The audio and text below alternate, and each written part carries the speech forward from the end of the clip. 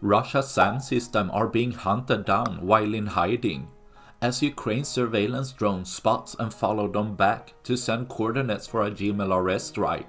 But it doesn't really matter if Russia's SAM are in hiding or active use, since Russia doesn't have any SAM system being able to shoot down GMLRS rocket effectively, so they are all in danger of being taken out if spotted, as seen with this deployed 9K-33 OSA surface-to-air missile system being out on a field.